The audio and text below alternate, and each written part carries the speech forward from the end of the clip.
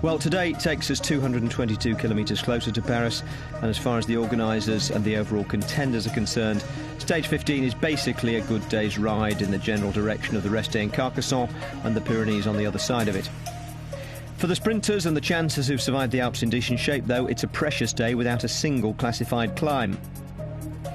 It's 175 kilometres into the stage before the intermediate sprint. The big points there will almost certainly be taken by the day's escapees, but they're very unlikely to make it all the way. This is one of only two likely sprint finishes this side of the final one on the Champs-Élysées next Sunday. In other words, too valuable a chance for the sprinters' teams not to bring it all back together. Now, you've got to count. Well, this is Omega Pharma Quick-Step moving forward. That's Tony Martin. Yeah. You recognise his style. The familiar punching style of Martin. If anybody can ride up to the two leaders, it's the world time trial champion. But that roundabout is drying out, as you can see, significantly. He's drying away here. He's doing a sacrificial job here to try and make the peloton close it down. Possibly for Mark Renshaw to go head-to-head with Marcel Kittel, Alexander Kristoff, Andre Greipel. Well, you know what? If they want to go to the finish line and catch these two riders, they need to stay on the wheel of Tony Martin. But now it's put the pressure onto somebody else. Look at this. This is Team Katusha. The red jerseys with the white stripe right down the middle. Tony Martin thinks, oops, I went a little bit too fast here. We're inside of the last 5 kilometres now, Phil, and every kilometre or so there is one of those roundabouts, and that's where it's precarious. That's where it's slippery, and that's where you've really got to watch out. Well, what an amazing strength that German cyclist has. He rode away from the peloton, who are supposedly at the limit now to try and catch the bridge, a gap of just 30 seconds. Here comes Katusha now, revving it up. Nobody else. They pulled off Lotto Belisol. Katusha hoping to deliver Alexander Kristoff to the line. Well, you know what? 30 seconds with 4 kilometres to go. It's touch and go as to whether or not those two riders off the front, and let's not forget Jack Bauer and Martin Elmiger, really create a little bit of a surprise here this afternoon, because after it's going to be almost 5 hours in the saddle this afternoon, these guys will be wondering if they've made a mistake or not. Well, computers keeping out of this one now. It said they'd be caught at 19 kilometres. It's not making any comment at this stage of the race. 30 seconds, 3.5 kilometres to go.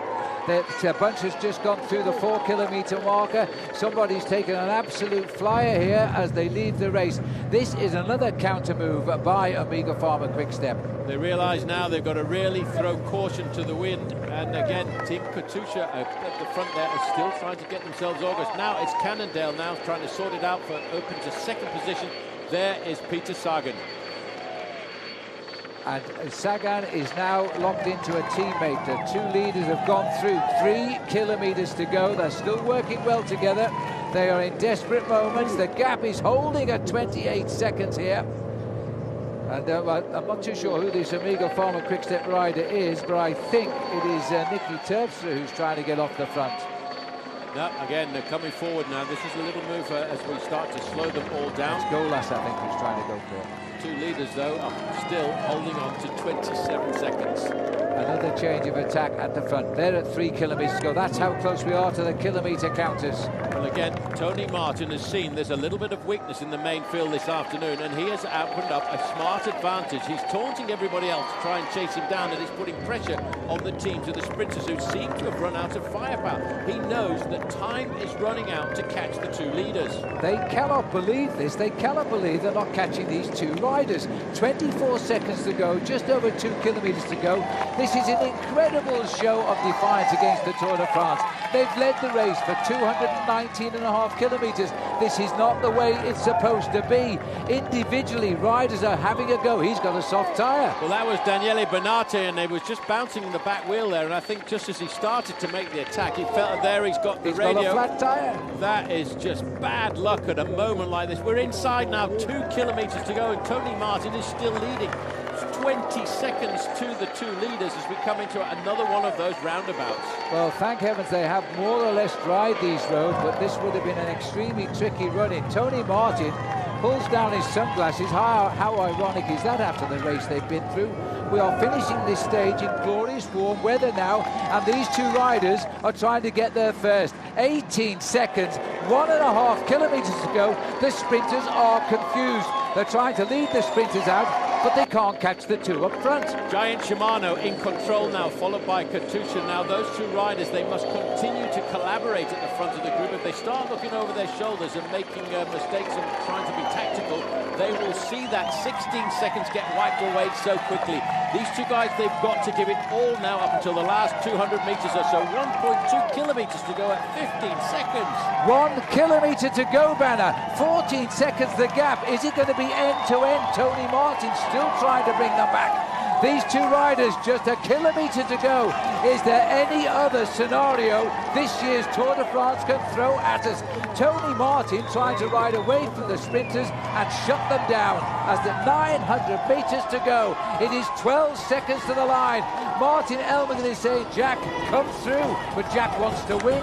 Well, he does want to win. He's got into first position now, and Martin Elminger has got the slipstream. Elminger is a professional who's been around for many, many years. He's a crafty bike rider when it comes to a moment like this. They must not play too many tactical games because those time gaps will get wiped away. They're looking at 500 metres to go. The main field are very, very close. It's 9 seconds the gap now. Well, this has been incredible, a stage of 222 kilometres. They've done 221.2. The sprinters started from behind. As now Elminger goes, is Jack Bauer going to be able to finish this off and give Andrew Chalansky, the injured race leader, a special present?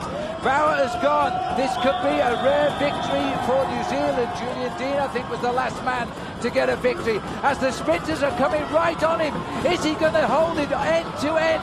This is a desperate moment as the sprinters and Christoph hits the line and gets to say, Paul, how unlucky. A matter of 10 metres and he lost the stage. Incredible. He could see the victory. He could sense the victory at that point, but he was overtaken. He's still going to finish inside of the top 10 or 15 on a stage like today. The sprinters come back so very, very quickly. The Heinrich Hausler over there on the right-hand side for IAM Cycling, but Alexander Kristoff, I have to say, really does it to perfection. Of course, it all depends on your point of view. For Jack Bauer, the stage finished 3 seconds short of perfection. That's how close he was to winning when the bunch caught him. And no amount of congratulation on his superb effort was any consolation to him at the finish. Bitter disappointment, eh? It's a childhood dream to win a stage of the Tour. And for a person like myself, domestique, I'm normally in, working in the service of others. So this is my first chance to actually be up the road.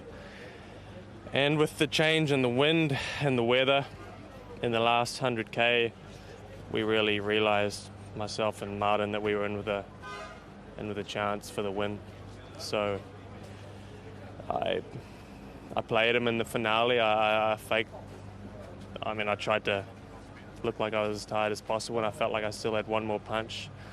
So I launched at 400 to go, and man, I thought I had it. I realised in the last 50 metres that I had nothing. And nothing is what Garmin are in danger of heading home with from this tour, unlike Katusha, who have 2 stage wins now, both of them by Alexander Kristoff. Heinrich Hausler almost salvaged IAM Cycling's day. He was second. Peter Sagan registered his 9th top 5 finish of the Tour, ahead of André Greipel. Then it was Marc Renshaw, Brian Cocard, Ramines Navadauskas and Romain Fayou. Bauer was 10th in the end, ahead of Marcel Kittel, Elminger 16th, and all the overall contenders got the same time as the winner. Simon Yates lost a couple of minutes after his big day out in the Alps yesterday. Well, Marcel Kittel might have dominated the early sprints, but Alexander Kristoff is emerging from the chaos of the late, less well-regulated finishers as the fittest and fastest of the survivors, although he emerged pretty late today. Yeah, it was a little bit too late for comfort. I thought maybe it will be for second place, but then at the end we would just come and catch them on the line, so that was a big relief. And yeah, I was really, really happy and a little bit surprised that I could take Greipel and Kittel today, but yeah, maybe they had heavier legs than me after the outs. Joaquim Rodriguez wasn't going to waste his legs, heavy or otherwise, on a day devoid of mountain points. He rolled in with the back markers 12 minutes 20 behind the field. Peter Sagan turns up every day regardless of terrain, and he's now just 7 points shy of his total in Paris last year and heading towards twice the total of the man behind him. Yeah, I'm okay, and I'm happy when I finish this stage, and now, yeah, I can't wait for rest day. Yeah. Here's the GC heading into the rest day. No change at the top from Nibali down through to Leopold Koenig. And here's where everybody else is positioned for the Tour's final week. 83rd, though, is Simon Yates' final position in his debut Tour. Orica Greenedge are withdrawing him from the race tonight, wary of burning out a young talent with a full Tour so early in his career. Vincenzo Nibali, though, intends to be with us all the way to Paris. The rest day press conference is currently his biggest worry.